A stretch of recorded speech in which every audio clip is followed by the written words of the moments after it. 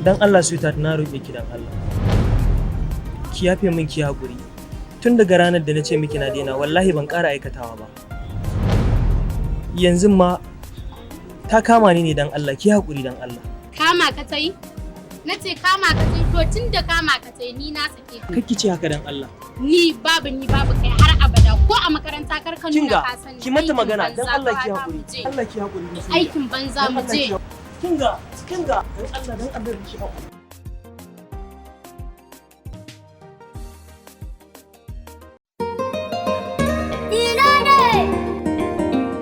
Yau zan mutu. Sana ne fa. So ne haka. Yau zan mutu. Kana lokaci. So ne haka. Mutuwa ta zo lokaci na yau yayi. Hakuri zafi masoya na so ne ya jamu. Wa'adin yayi dan Allah kar a jawo shi na. Wanda ya zage ni ma bai san kauna ba.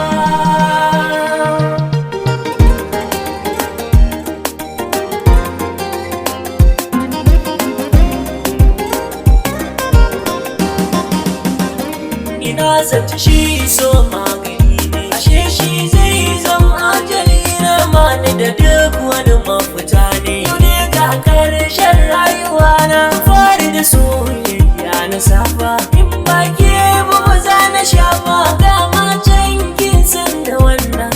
Na rasa ki ba za na yi ba.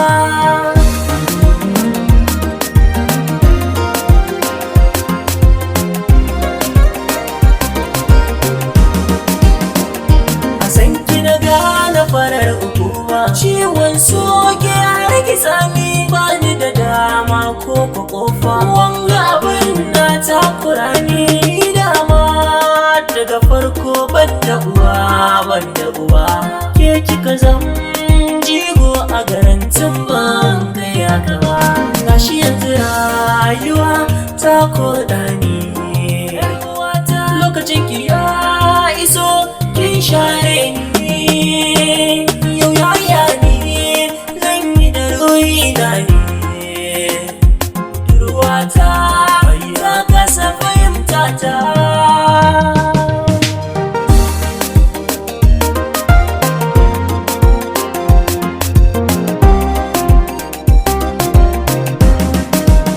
Kaddara ta ce ke wuce ni ba zan sauya ba.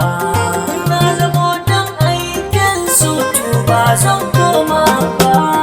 Duk abinda na furta na san ba kya gane ba. Zuciya ta kan san ki na san ba ta sauya ba. Ya zan yi da kaina ne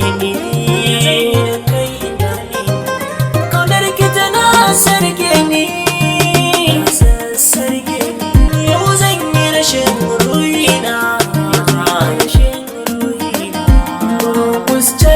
Zance yau zai kare zamar duniya da fushi na tas na sauke tun da a yau ne zan gushe.